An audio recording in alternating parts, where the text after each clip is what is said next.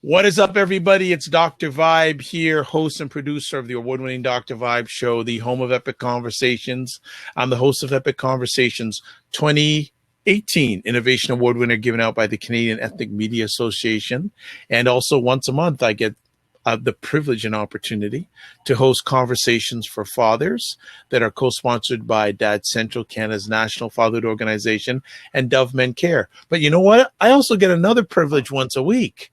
I get to hang with two Black lady thought leaders named Aisha K. Staggers and Jill Jones. And very happy to have them here on a Sunday evening before probably another boring week in America. so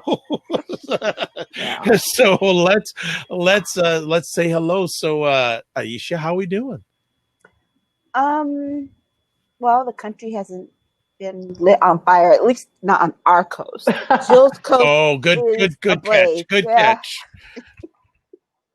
And how's your daughter doing? She loves college, and I love that she loves college, so I'm good.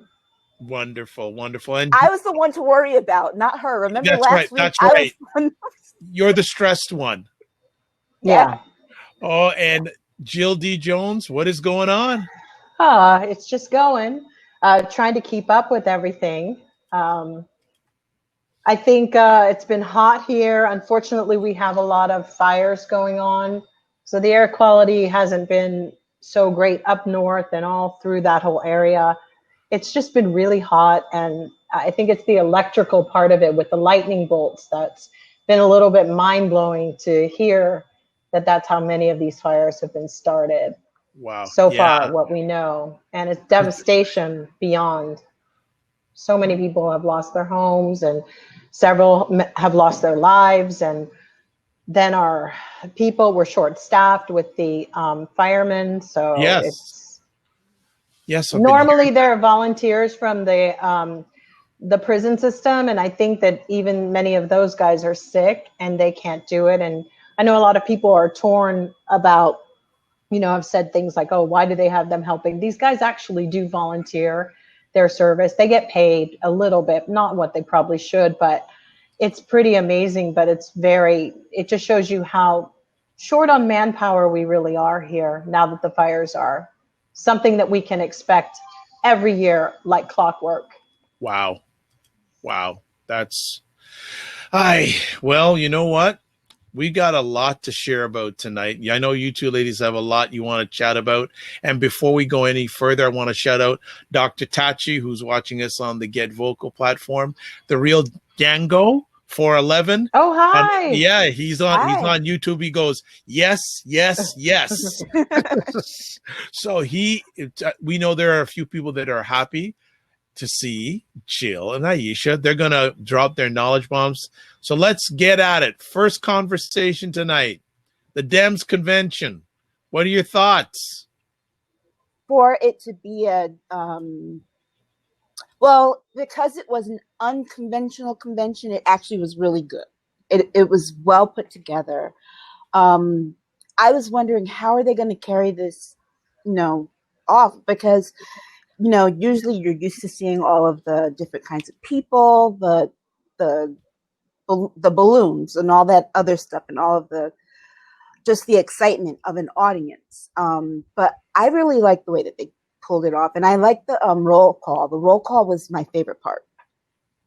Okay. Because you got to see all of America and different people, so I enjoyed that part the most. Even though Kamala's speech was great, I love Kamala. Joe's speech was great. And I think you're going to see a real contrast between what we're going to see starting. Stop now. Let's say one subject at a time. Don't starting tomorrow. Yeah. I think you're going to see a real contrast. So, yeah. Okay. Jill, what did you think?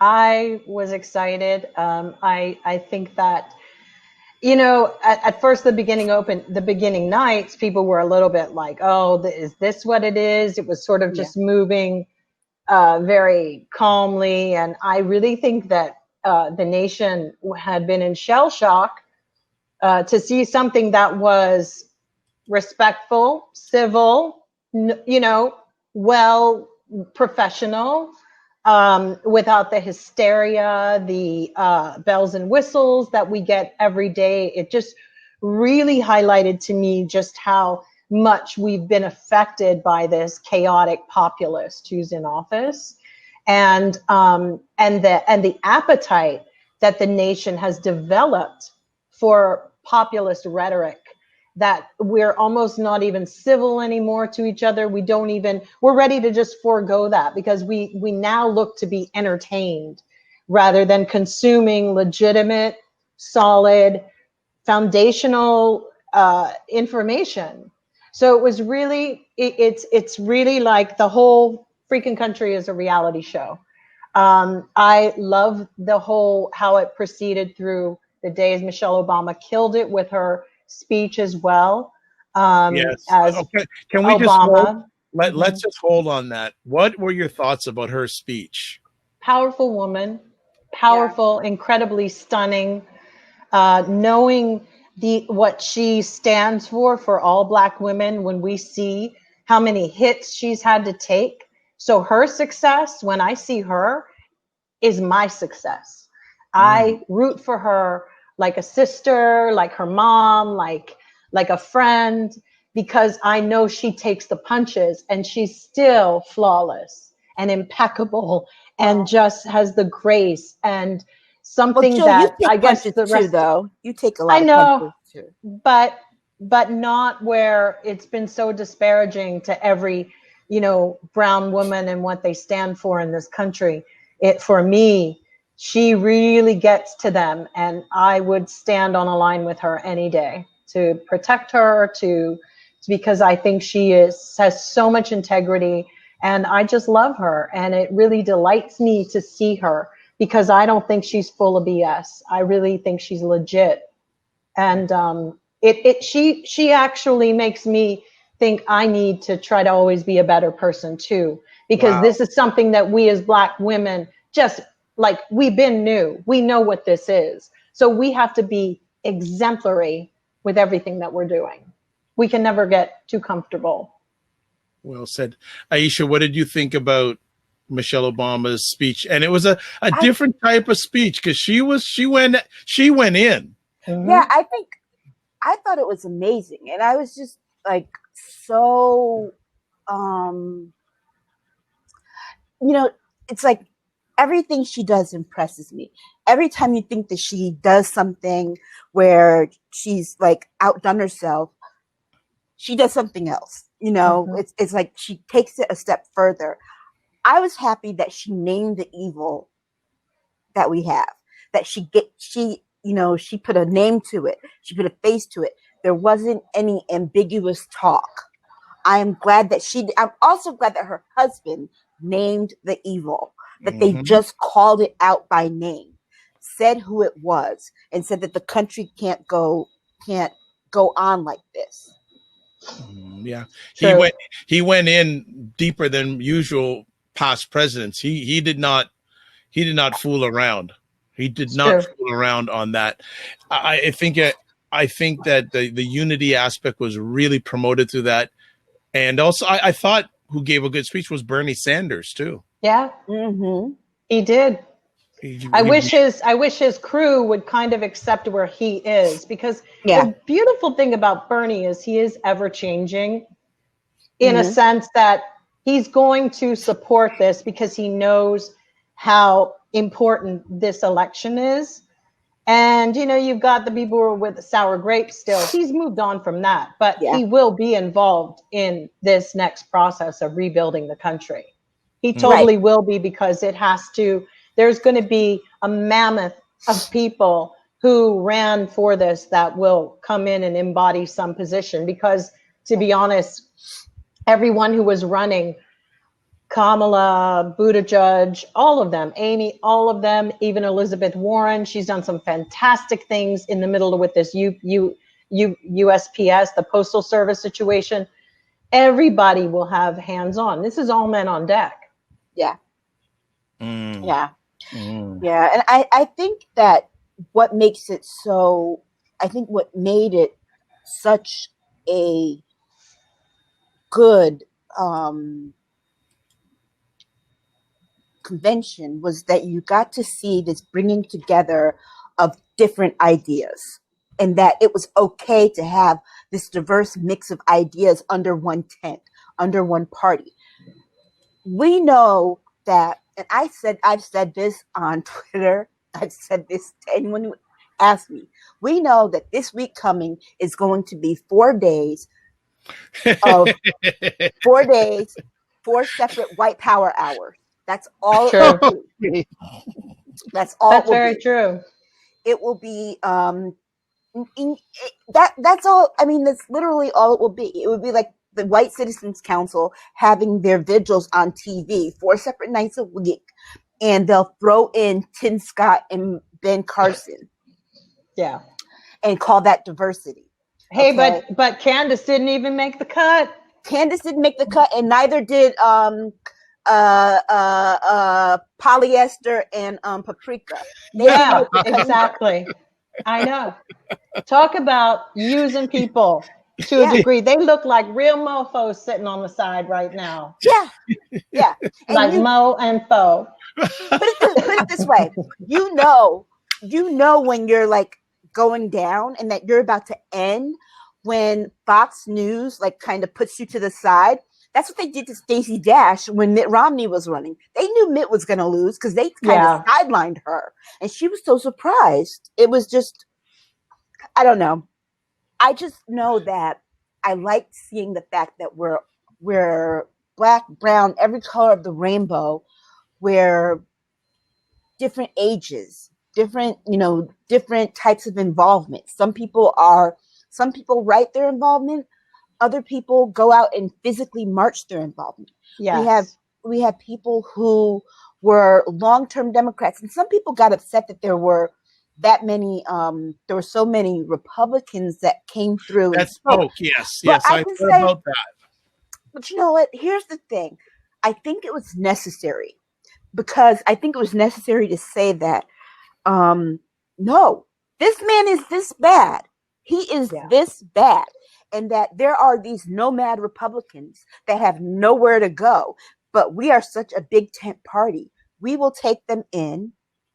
We know they won't support our ideals and everything, but we know that they know that we right now are positioned better, that we are a better party than they are right now to handle where we are and handle this moment in the country, because they know that Republicans cannot do it in the state that they're in. No. And they know that they have a home, and that the Democratic Party is open up to them to have a home. It tells you better about the Democratic Party, because the Democratic Party is obviously an open door policy party. We've meant what we've said is that people are all welcome. All are welcome.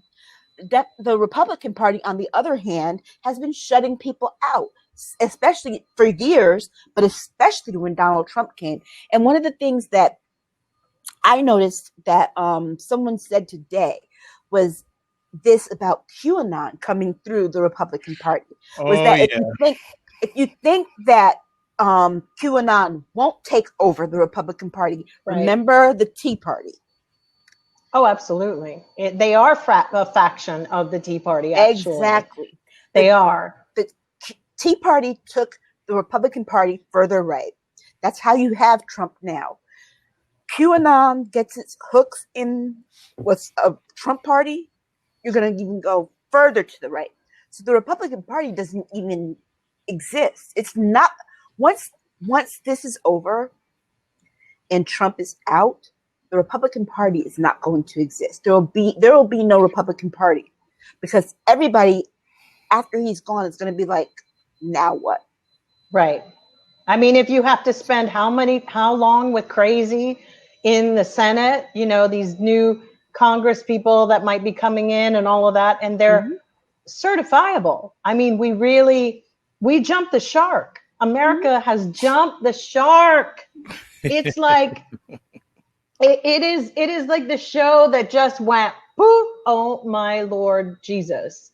because, and even on a show, I would have been like, oh, come on, this could never happen. Well, no, it's happening in this country. We've had a bunch of QAnon people protesting in front of CNN yesterday in Hollywood. What? It's with signs saying, Pizzagate is real and all of this nonsense. And I just think they're mad. They're mad as a hatter, completely mad. And it's great to find out that in advance. So I'm like, see you later. You cannot reason. You can't. And so then there's Mike Pence, and they've asked him in interviews, what do you think? And now their talking point, the Republicans, is, I don't know that much about him. Well, your stupid president is retweeting all of their propaganda. And they they really enjoy playing people for a fool, but we really have to accept the fact that they say there's like 57% of people here who are not moved at all by the fact that 180,000 people have died from COVID. They do not think it's a big deal. And when you think about that, this country and other countries looking at us, I don't really see, I have to say, it doesn't look good. I don't even know why would anybody want to do business with us. Honestly, it's pretty disgusting. It's kind of nasty. Like, whoa, that's huge. That's how messed up American people are. Okay, so going on that point, and I saw the report yesterday, maybe you two saw it, how 45 in a closed door meeting when he was speaking with Black individuals basically said, yeah, I won. One of the things that helped me win my election was Black people didn't show up. Right. Yeah. He says the quiet part out loud all the freaking time. You're not. But he insults Black people and they like it. The ones who follow him. I'm really questioning them too. Yeah. Really? How stupid are you? You might as well just go back to a hoe and a rake and everything and go back to picking cotton, because you're headed yourself down that road. I really would just have to say that. Any Black person who supports him is an Uncle Tom. Sorry. Or you just really don't have the brain cells. It really is like, and then we had this leverage game that Diddy and Ice Cube and everybody was trying to pull in June, that they weren't going to support Biden because of X, Y, and Z. Regular Black people, these Black people can fly out of the country and live somewhere else. You can't. Yeah. Don't listen to them. These guys are playing the dozens and gambling with your life. They get rich. They don't care. It's absolutely irresponsible, negligent, and it would be no different for anyone who's supporting him. Might as well go to their relatives if they're Black and put a rope around their neck and string them straight up, because voting for Trump is the equivalent of doing that. Yeah. Wow. Well, think about it. If Trump gets a second term, he's already been impeached, okay? He gets a second term. And he needs to be impeached if he's in the second term for the crap that he's done in the middle of all of this. Right. Let's just be honest. Even if he walks in the door January 21st, they need to roll it out and get right back into the Senate and take him to the cleaners. But here's the thing. Unless we win the Senate, Mitch McConnell's not going to take him back to it. So here's the other thing. Donald Trump, in a 4-year term where he could not be reelected, is going to do everything that he can to possibly just blow the country up. He wants no America after he's gone. He wants to be known as the last president of America. The last emperor. The last emperor. Right. Exactly. He wants to be king. He doesn't want to be president. He wants to be king. And what is bizarre about it is that there are people in this country who are willing to let him do that. Mm-hmm. And it's kind of sickening, actually, this little game that they play. Even with Mitch McConnell, put it this way. There's a reason Mitch McConnell's not going to the RNC this week. Yeah. Think about that. He is their speaker. He's the majority leader in the Senate, and even he's not going. Chuck Schumer, Nancy Pelosi, Jim Clyburn, they all spoke at the DNC. Okay? They all spoke at the DNC. But Trump can't get his leadership to speak. Yeah, but you know what? Let's hold our breath on that, because after what happened to Alexei Navalny in Russia, maybe that's just a big sign to everybody else about supporting Donald Trump, because they just poisoned him. I mean, it's pretty legit. They poisoned him. And it's interesting, every single time Trump is in some kind of weird, there was somebody else poisoned or killed or, fell out of a window. It's kind of very weird.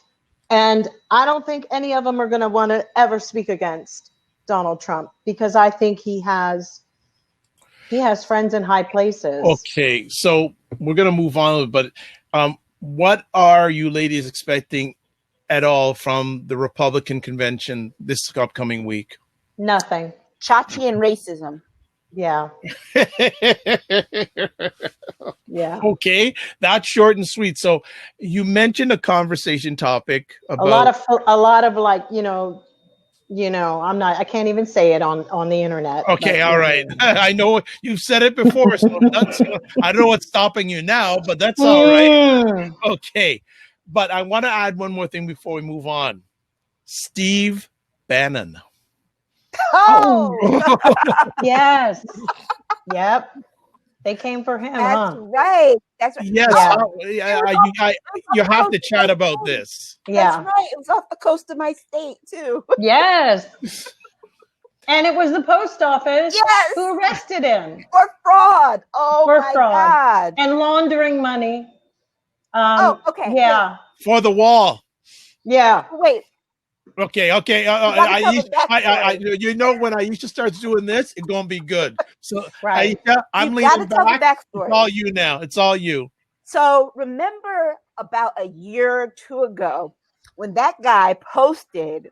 Okay, remember before that when the Democrats won in 2018, and then they had that first bill that was supposed to go through with the budget, and Trump wanted something billion number of dollars for his wall, and the Democrats would not give it to him.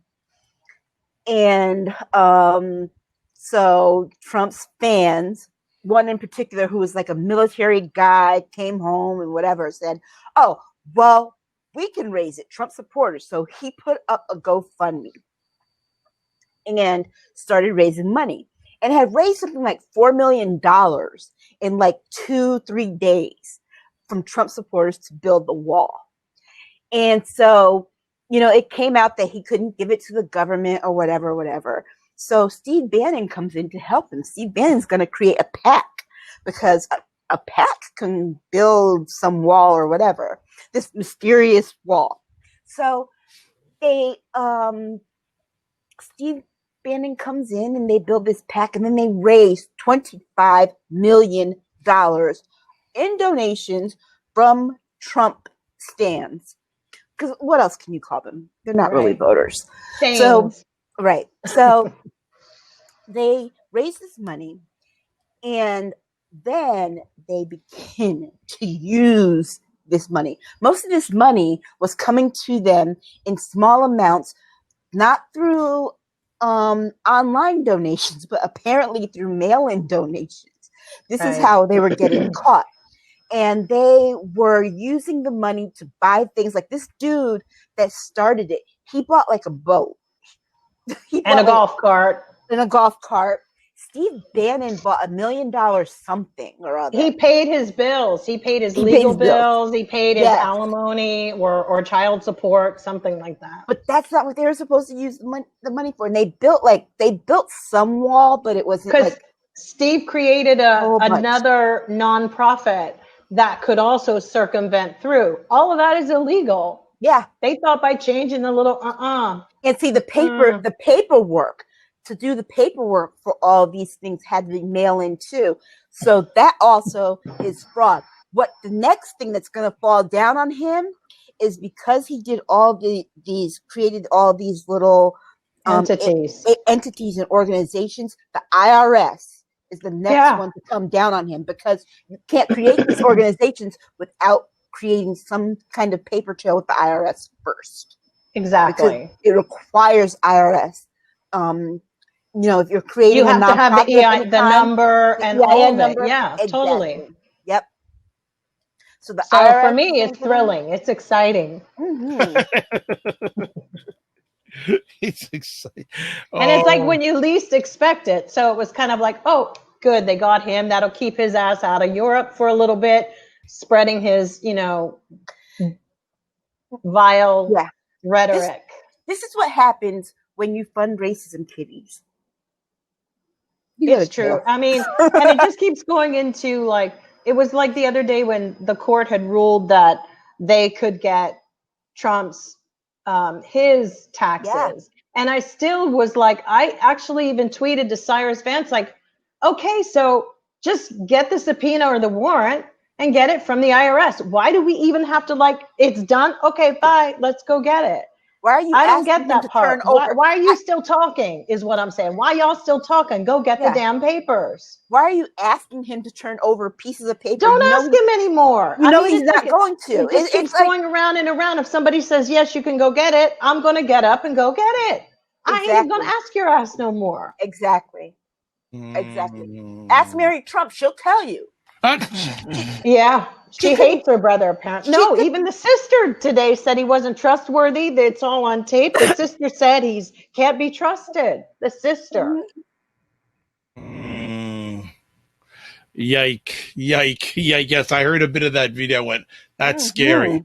So just to catch up here, Real Django saying there's something really odd about Black 45 supporters. I find them really quite sad. There's no rhyme or reason with Black folks singing 45's praises. He also says, I'm sending multiple tweets of a 2020 voters checklist for people to make sure that they bring them with them, even if they're just dropping off their ballot. People better be smart and dedicated. True. Well, that's the other thing, thank you, too. Django.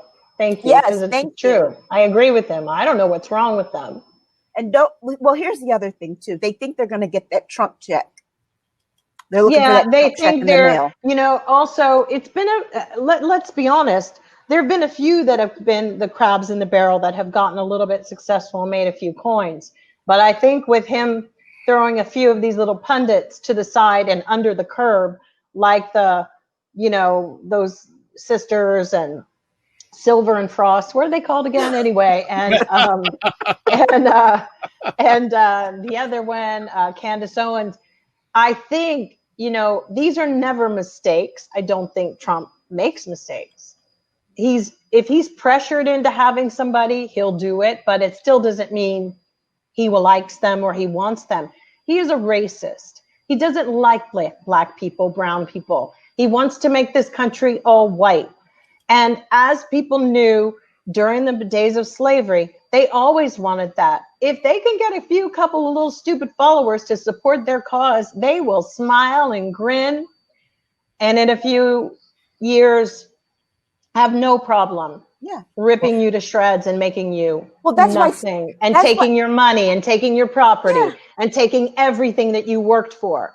I mean, in a really weird way, a sick way, it might be worth it just to watch that happen to some of these people.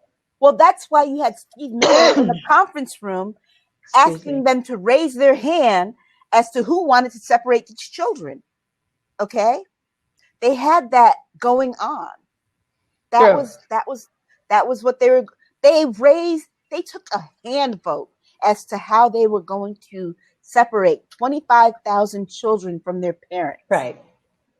Okay, that tells you what kind of people they are. Mm-hmm. Okay, just on no other basis other than they were brown children. Yeah, and they didn't want America to look that way. And his wife wore a jacket that said, "I don't care, do you?" I will never be able to reconcile that. There is No, there's nothing that's not just a wardrobe faux pas. No, that was intentional. Yeah. We have a first lady who we came from having a first lady who went to Princeton, then to Harvard Law, to having a first lady who's a mail order bride who has more butt-ass naked pictures on the internet than she does political speeches. And she too is being consciously portrayed as a victim and not a volunteer when she is that. And there is a part of me that's trying to figure out why. And I think I think I've mentioned this before. I think it's to appeal to women who are the bored housewives who have bad husbands, and this is what we have to put up with. That's what Melania represents, but she is not a victim. She's a volunteer. She gonna get her money when all of this is over, and she gonna be gone. And whatever her deal is.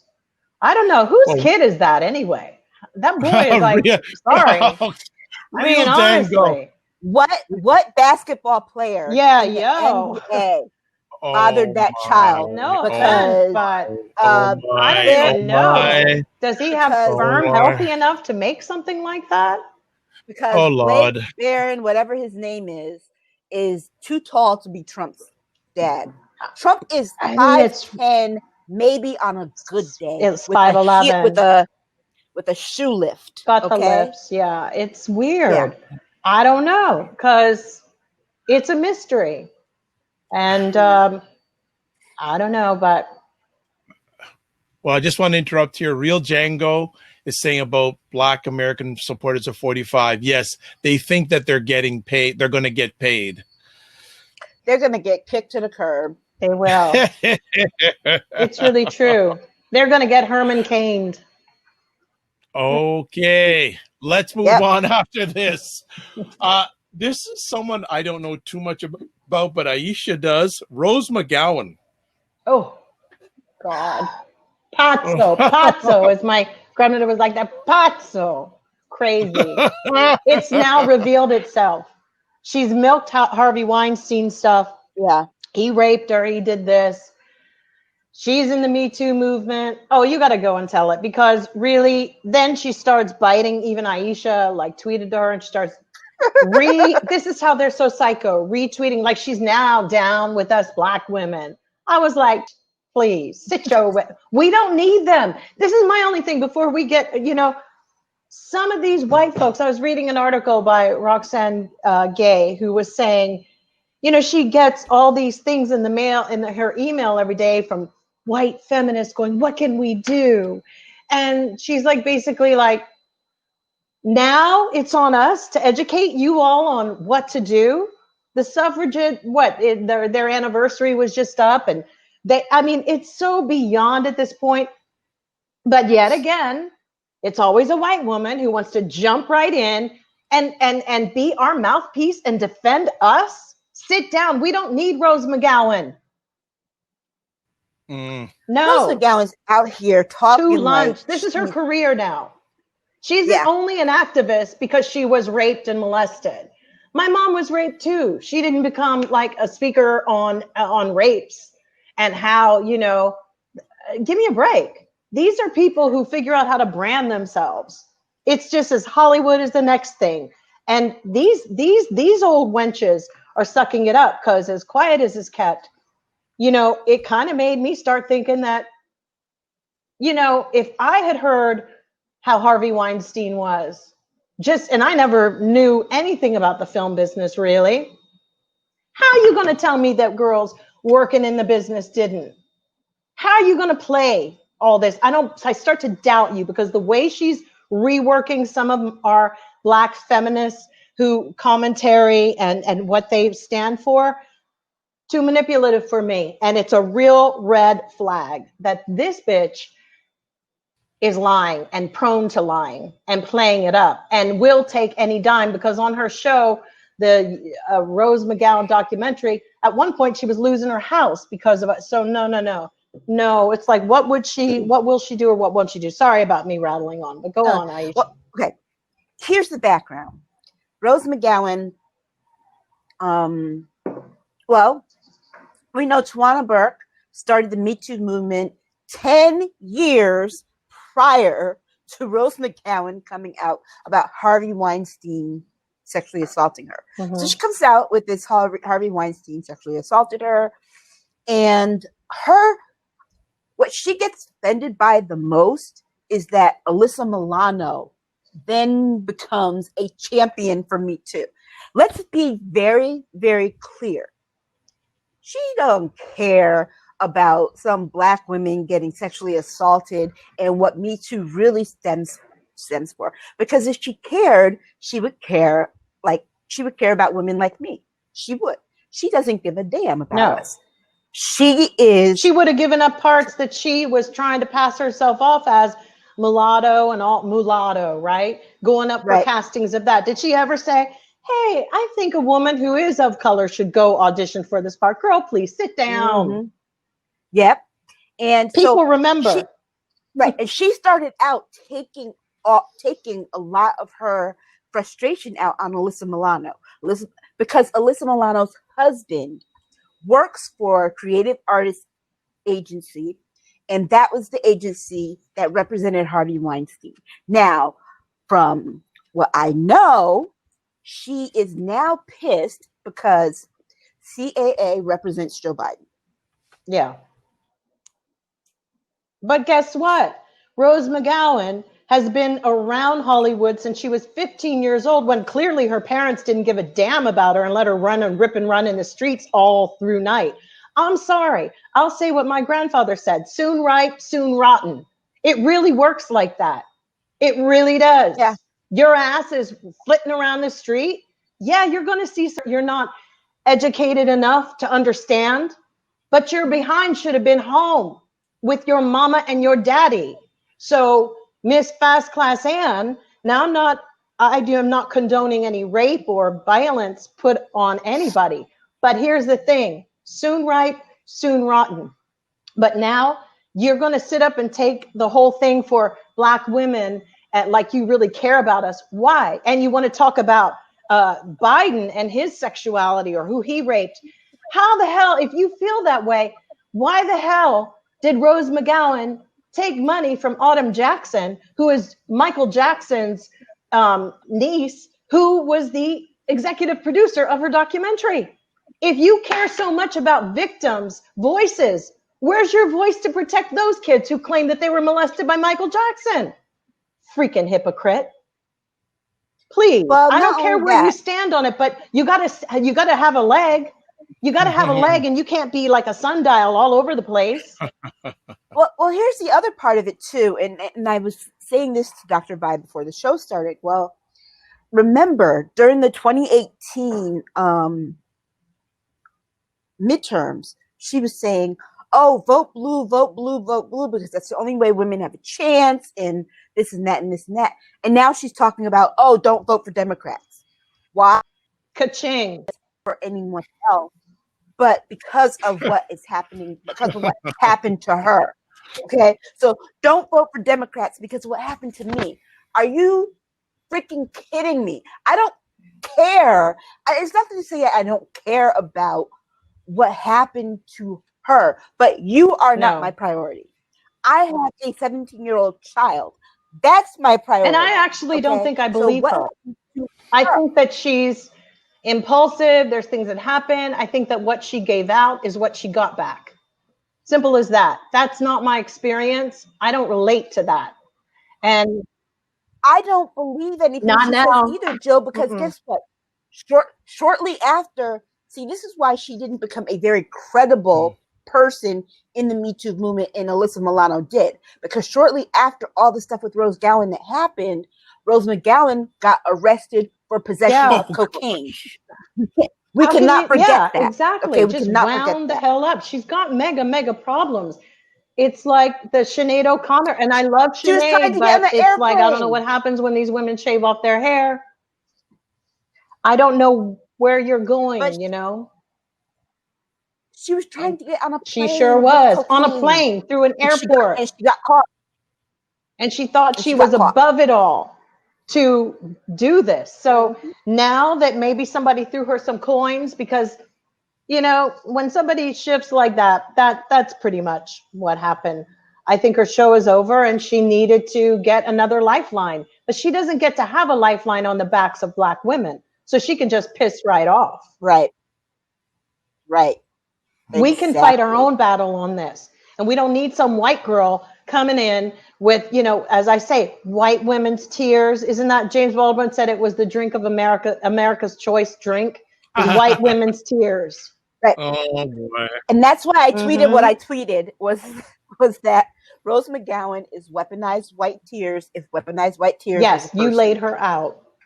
Yeah. And then, so all that double talk and double fantasy, it's like, it just really upsets me that somebody would use their platform to actually lead my people astray. Yeah, I'm going to fight. I'm going to swim through the mud to be like, no, white girl, sit down.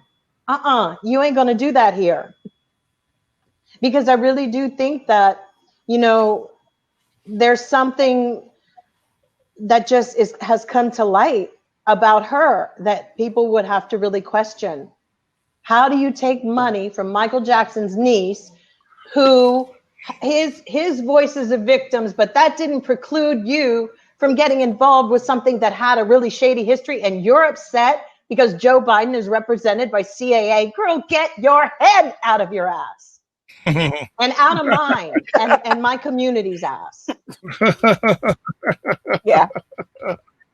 She was in the wrong. And I mean, it was like, it just came out of nowhere. You know what I mean? It's like, why are you talking? First of all, because this man has been running for president for over a year and a half.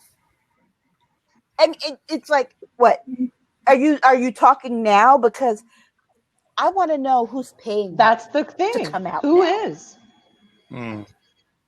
Because I feel right now like she's being put in to be a female Kanye West, a spoiler.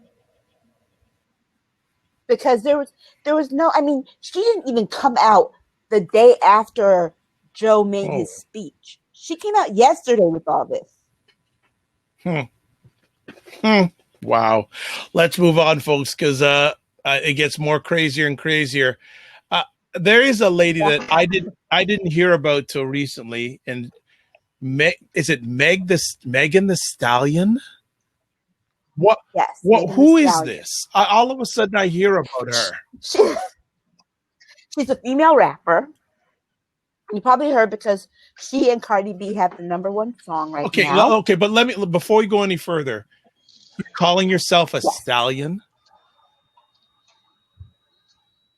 Can someone help me here? She's refers herself as a stallion.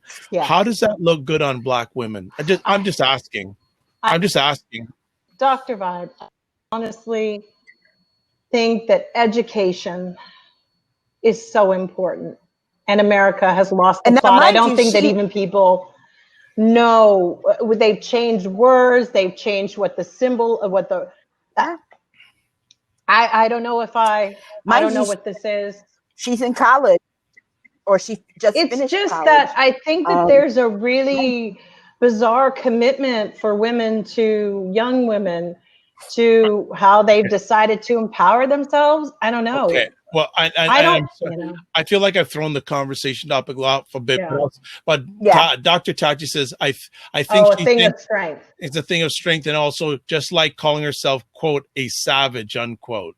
Yeah, but they don't remember when Jimmy the Greek was like fired from a job for calling the runner from Jamaica a thoroughbred. Right. It's like, and he too said, sorry, ladies, as a thoroughbred. I'm sorry. I know this isn't the line of conversation for this, but no, I just wanted to get some quick, because I don't get it. So you should get back to Meg. I don't want to call the other part about Megan. Okay. Yeah. Well, my concern was this. I was watching all the people, particularly Black men, calling her a snitch for coming out and saying who shot her. She was shot in both feet about a month and a half ago. And she kept quiet about it. And first of all, there was speculation about it, but she kept quiet about it. And I had wondered why she kept quiet about it, because it made things sound fishy. But she did an Instagram live a couple of days ago, and she said why she kept quiet about it, because she was trying to protect this Black man from being killed who hurt her, because she didn't want him to be killed by police. Because too often, rather than arresting Black men who may have committed a crime, may have legitimately committed a crime, they kill them. Police will kill them. So she didn't want that to happen, but she was also worried that they might have just shot up everyone that was there. Because when she was arrested, it's on video. They came with a helicopter came in and police cars from all over the place. But this man, Tory Lanez is his name, and he's another rapper. Rather than appreciating the fact that she hadn't outed it, he kind of just then started letting his press people lie about her and tell these horrific things. And she has said over and over again on social media, I was hurt, I was traumatized. And what bothered me more than anything is that Black women do a lot of protecting of Black men and don't often get that back. Not to the same degree. Okay, so I'm just going to jump. I just want to say something really quickly about that. Mm-hmm. I feel that we live in a culture of this whole do not snitch culture, but I don't think it's just because she didn't say it because of X, Y, and Z, or didn't want to get him in trouble. These people have affiliates with gangs, with cartels, with all sorts of things. So coming out and being the one to initiate, like, this is what happened to me, blah, blah, blah. Yeah, she would have been her right to say what happened. But even myself, I remember being around somebody who did something, and because I knew or wasn't sure about their background and who they knew and what gang members they were I didn't say, and I don't ever recommend anybody saying when you're these days working in jobs, when you're working in if you see people doing, best thing is you sometimes can just leave. It's if that bad stuff starts to go down, you got to leave, because you can end up just being in the wrong place at the wrong time, but you do not know what somebody's affiliation is. It was better to have the police come to her house in a helicopter, because it sort of made her a little bit more exempt in a way. Yeah. I mean, the other part of it too is that she's looking out for him because he could also get deported. Well, he probably should be deported. I mean, let's just be honest. I mean, pulling that stuff and shooting people in their feet, I mean, that's a no-brainer. But, whatever, the fact is he committed a crime. But for her she was there, wrong place, wrong time. And I really believe that, she did her best to try to not say anything, because you just don't know about people. You really don't. If they're that desperate to do something, they will use you as a patsy. And it looks like that's what he was doing. But it was also the control, it was the disrespect of her and her body by him, and then the turning on her, which was like there feels like there's no kind of protection. But there isn't, because Dr. Tachi is saying sometimes we also had this stupid allegiance to the hood. She needs to put herself around higher minded folks at this point. And that's the truth, because when it's like poor Nipsey Hussle, wrong place, wrong time. He tried to bring a higher mind into the situation, as opposed to, and I get it, but that's the risk that you take when you keep this allegiance to the hood, and you're making your money off of these people. So you sometimes can't win. But when you're with low-minded people and that ain't your script, because she's an intelligent woman. I mean, let's be honest. She's intelligent. She's college educated, and but wrong place, wrong time. And hopefully she'll expand and get the hell away from this stuff. I just hope that our community, particularly Black men in our community, are become much more understanding of when they hurt women. That that Black women, we don't just need protection from the things that they do, from white people and from racism. Sometimes we need protection from them That's as true. well. Okay. All right. And I think that's what the whole issue for me was about in hearing that story. Well, For me, it's about saving your skin when you're around people that have access to worse people that could hurt your life or your loved one's life. True. Good point. Good point. I like I said, I'm going, who is this lady? Where did she come from? Because all of a sudden I'm just seeing her on all these feeds. I'm going, Stallion? Okay. All right. You're Stallion. But I guess, which leads me to another conversation that we did have before we came on live. Cardi B interviewing Joe Biden. And what are your thoughts on it, Dr. Vibe? Well, these are my thoughts. Can you tell me any other ethnic group that would have a stripper interview a presidential candidate? This is a reality show. I keep telling you, this is not real here. Yeah. They had the person that has the #1 song in most countries interview Joe Biden. That's literally what it was. And she is adorable. She's cute as a button. And that's probably why she is, though. She's like, starting to remind me of Jackie Harry. Like, Jackie. Didn't I say that last week? She's Jackie. I love her. Like, she's starting to remind me a little of Dr. Vibe's voice. I like her. Look at Dr. Vibe's face.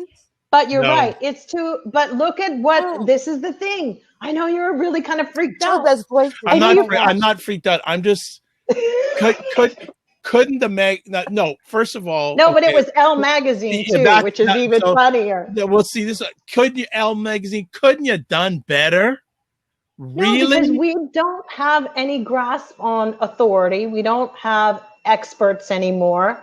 Hell, she'll probably be running the World Health Organization in about 10 years. Stop it. Or I know. But this is, I'm not joking. This is where America's headed. The rest of the world isn't, but America is. So she what kind of imagery are we giving young Black girls? When this, and if you listen to her lyrics. Yeah. Dr. Vibe, I don't want to be rude to anybody, but America at this point reminds me of a visit I had in Thailand many years ago. And there was a side of the haves and the have-nots. And American women who don't have money here are kind of like that. It's how you jock people for money, how you get over, how you survive. America's been functioning on that level for a long time. And now it's risen to the top. This is normal. And it's really sad that it's something that everybody who's purchasing the records or purchasing, there's no refinement, there's nothing that's even special, there's no quality. It's always about the hustle. And we have really praised that to a degree that, it's actually quite sad and so here's depressing. I just want to jump in. Dr. Vibe, we got to be clear though because you did say that she's a stripper, but here's the thing. She's a stripper with a college degree. I know a lot of I waitressed in a strip club. Nothing wrong. And a lot of them went to college. And I have nothing, but what other ethnic community would do that? Outside of America? White girls do it all the time. No, wait a minute. Italy had the porn star. Remember, Italy had the congressman who was the porn star, but that hasn't come back around again. That was back in the 80s. And so do men. Okay. I'll just tell you this. I agree. So do men. I just concerned. Back in the day, I just want to share with Black people when Black people do not control media. This is what happens. This is how we're depicted. And of course, my go-to person with media, Dr. Tachi, says this is a paradox. Some look at their lifestyle and lyrics as women's empowerment, but I question, is it empowerment if it's done for the male gaze? Interesting. I agree. I agree with her 100%. I agree because it's done for the male gaze to get you something. It's not. And anyway, we've got to stop encouraging people to fall for compliments and want all of that stuff. And what is that? There's oh my God, there's so much rot in this country, how to get down to what manipulations have gone on. Dr. Vibe, this is really, really tragic that our candidate for president has to go through, circumvent through someone like Cardi B to try to get votes and muster up half of those people who aren't even registered. That's what the real point going. That's it is. You have to go to that. I just went, wow. Well, let's move on. And that wasn't supposed to be on the roster, folks, but that just, it's still so, I sort of hit my mind going, Biden, you need to, okay, all right. But hey, I guess his people probably made him go. He's probably wondering, what the hell am I doing here? Exactly. But it's no different than any other time. Now think about it. Every candidate had to do something at one point to get to the younger vote. Bill Clinton had to play saxophone on our But I think Hall. we looked a little bit more legit as Black people. We looked like, these are not just it's like I'm supposed to be doing an interview in the next few days with Baroness Valerie, who's on the Labor Party. She is from Guyana. And she's an educator. So the interesting thing is that, wow, she's also in England. But here, we don't have that level with the academia. It's really, and what we praise and what we go, oh, wow, this is a fantastic mind here. These are people who placate and pander to fandom and likes and tweets. Okay. Last conversation topic, because that one I'm just going to shake in my head for a while. I feel you. White and Jill wanted to talk about white women's tears being the drink of choice for America. I want to hear about this one, Jill. Well, I think that it's just something that we as Black women, if we have some solidarity, or women of color, we have to still look back to our ancestors. If it's a legitimate quote from James Baldwin, even if it's not, it's really damn good. It is really, it says it all, that we have to always put ourselves in that position, whether we're out and we're dealing with, no matter how, it goes back to Black feminism and white feminism. I think I touched a little bit on it with the Rose McGowan issue. I think that we have to be very, very careful about where we place our allegiance. This may not be the party, the Democrats, okay, they may not have all of the answers, but we have an amazing, educated woman of color, Black woman who is definitely doing us great service by being there and has an incredible brain and mind and has navigated through all this BS for a while. And I think that we have to not get caught up in the Hollywood stuff and the this and the showbiz of it. We have to get back to education, and we have to fight fire with fire, because in every single situation that you come into when you're in America, if there's white women on TV crying because something happened to them, or if this happened at a job, or if this happened, they're the first to be crying and throwing us under the bus. And diminishing our voices, and particularly in employment, and they've had no problem doing it, and to save their skin. And I think that we need to become more than just, the Megan Stallions and those people that they get, people who go to their concerts and, oh, they're so cool. We need power, and also to be able to address this. And we should understand that we will build this Democratic Party.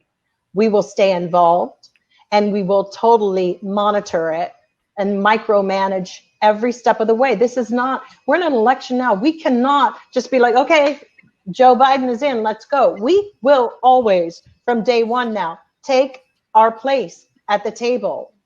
Because the main thing is, young Black women and girls of color, show up.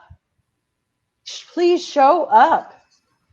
And what's missing is that we do have an education gap here, and we need more of our women educated and going to schools and getting new experiences.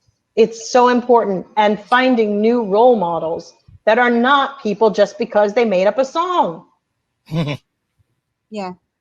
And remembering the fact that Black women are graduating from college at a rate that's higher than So anyone true. else. And that's why they're coming for us too.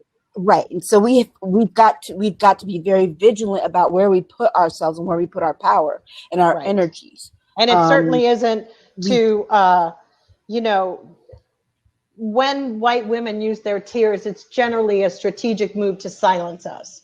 And we have some incredible young women on the Democratic Party, on the ticket, that are just doing some phenomenal things. And we need to be humble enough to follow them and to seek more intellectual commentary and just have a vision for how we see our lives integrated into the government and into our local governments and communities.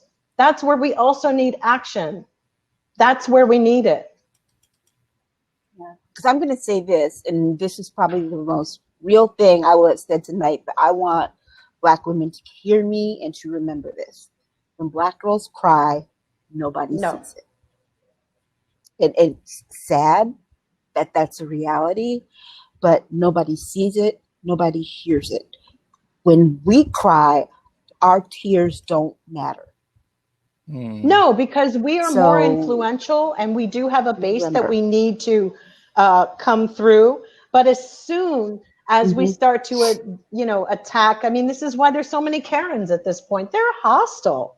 The Karen movement is kind of interesting because I think we shook their cages, but they're just trying to get back, from when their husbands used to like to, do whatever they did to my ancestors. That's the whole thing with when we were talking before. These women have benefited from systemic racism in this country and can't even just share. It doesn't mean they have to come and have our, we're not asking them to run our movements, but I keep saying they need their own come to Jesus moment about who they are and who they've been indoctrinated to be. And you got to remember, these women have always been there. Going back to slavery, they would treat. They allowed women to be raped and hung and beaten. And then try to get pregnant at the same time the slave was pregnant. Right, and then they would beat this female slave that they allowed this to happen to because their husband had just raped them. And there's a book called White Women Enslaved Women that I read some 20 years ago, but it talks about this relationship between the two and how vicious it was during slavery. And it just, my issue with white women and their tears and going into the workplace, we're in a really, just to touch into that one topic I wanted to really speak about, the mental health of our nation because of COVID is really serious. We have people showing up to their offices. There are, and some of these employers are Trump supporters who they actually are acting as if COVID doesn't exist.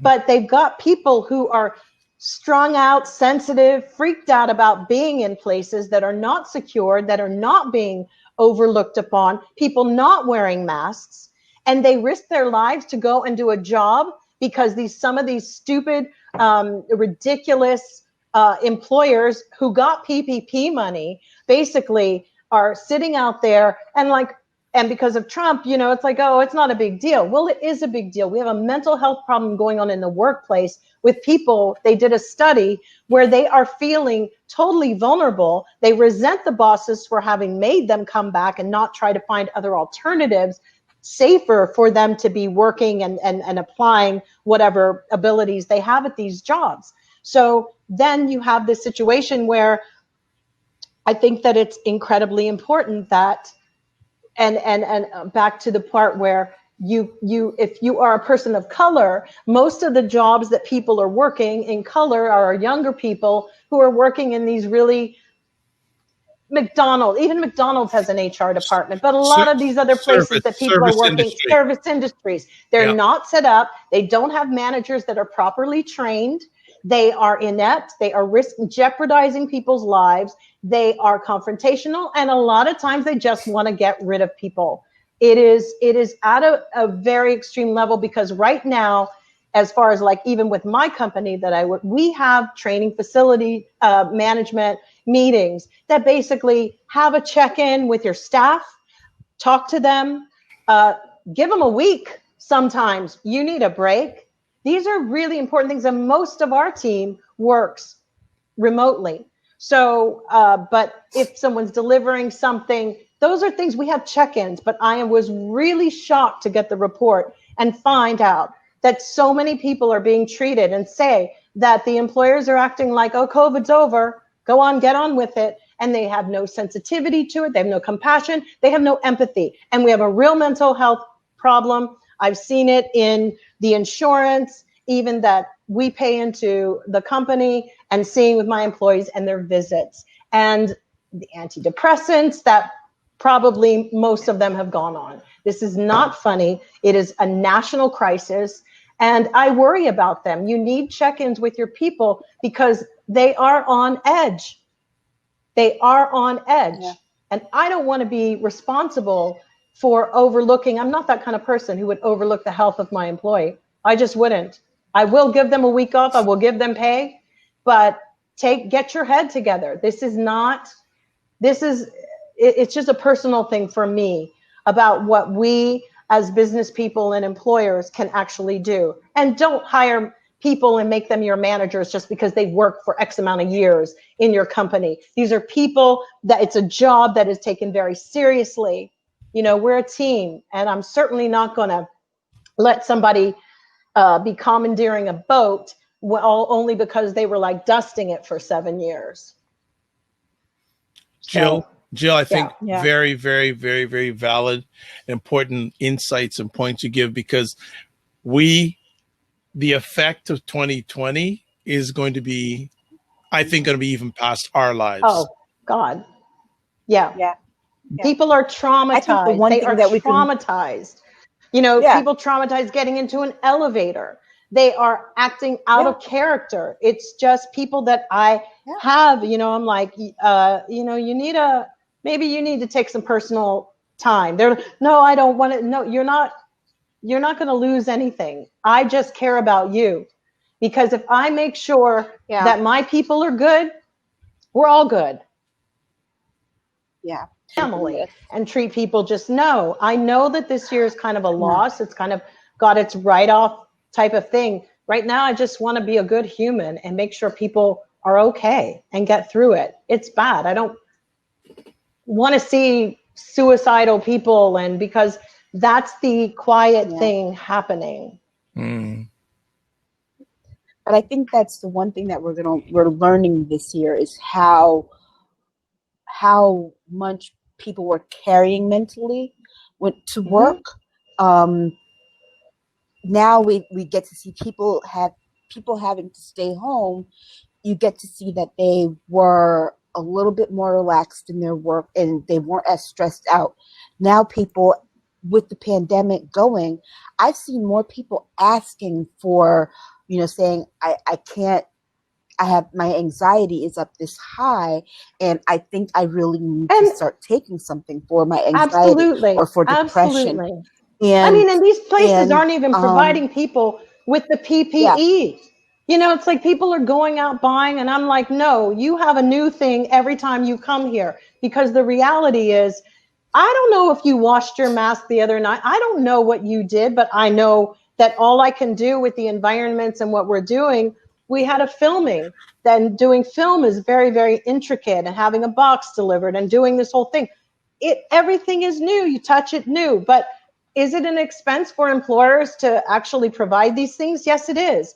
But stingy pays twice. And I just want to address that to other employers. It's time to get off your asses and stop being such martyrs about all the good that you're doing when you're really missing something, that there's a big mental awareness problem, like you said, Aisha, we've got to really look to the next person next to us. And especially as Black people, because we are so given to not talking about mental health the way that we should, we've got to make sure that we take extra care and extra time in delivering and caring for ourselves. Because, granted, there are a lot of us that do not take medication Probably and need it. Well, on that point, we're going to end the epic conversation. I will just add another thing. A number of years ago, someone said to me that they think, and they're Black themselves, they said that every Black person needs a therapist. Yeah. I'll leave it at that. Ladies, thank you for Thank you. getting it out of the park as per usual. Thank you for dropping knowledge bombs. Thank you to Dr. Tachi and Anthony for watching this live, and all the others. First things first, Jill, if people want to get in touch with you, how do they do that? Probably on Twitter is best, Jill D. Jones. And then on my Facebook page, it's Jill Jones Music, which I found out I can block countries on now. So I blocked all of Russia just during the election because my stuff was getting hijacked. Oh, okay. And Aisha, are you blocking countries? No, but I do block a lot of people on Twitter if they're just trolling me. So find me on Twitter at Aisha Staggers, capital AISHA, capital STAGGERS, and I will be happy to add you when I can. If I haven't reached my limit. Oh my. Okay. I keep reaching my adding limit, so I have to wait till more people do that. And then I can. All right. Well, I would, as always, like to say thanks to both you. And I remember to ask this at the end of every of our epic conversations. On a scale of 1 to 10, what are the odds of the Democrats winning the presidential office as of today, August 23rd? 6, 7. Oh, a scale of 1 to 10. I'm gonna say 9. Wow. Both of you going 9? I'll say 7 because I still think we've got to ramp it up a bit. Yeah, I mean, I believe we have to keep being diligent, but I'm going to say 9, considering that today Donald Trump felt the need to have a press conference about some kind of mystery therapy for COVID. We knew he was going to do that, by the way. We said he would come up with a cure or something. I think I want it to be a 10, but the only reason I'm saying 7 is because I think that the American people, I'm just starting to see that there's a lot more stupid people than I actually knew. All right. On that note, I am Dr. Vibe, host and producer of the award-winning Dr. Vibe show, the home of Epic Conversations. I'm the host of Epic Conversations 2018 Innovation Award winner given out by the Canadian Ethnic Media Association. Also, one of the other things I do is once a month, I host a conversation for fathers that is co-sponsored by Dad Central, Canada's national fatherhood organization, and Dove Men Care. If you want to find out more about me, the best place to go is my website, drvibeshow.com. Again, thank you, Dr. Tachi. Thank you, Anthony. Thank you for everyone who's watched this live or going to watch or listen to it on the replay. This is how we close it. Live your life as a dream. If you can dream it, you can make it. Sometimes you have to get small to get stronger. Block assumptions and then aim bigger, aim better, aim higher, aim wider. We will see you soon, everybody. Be well, keep the faith, and walk good. Good night. Good night.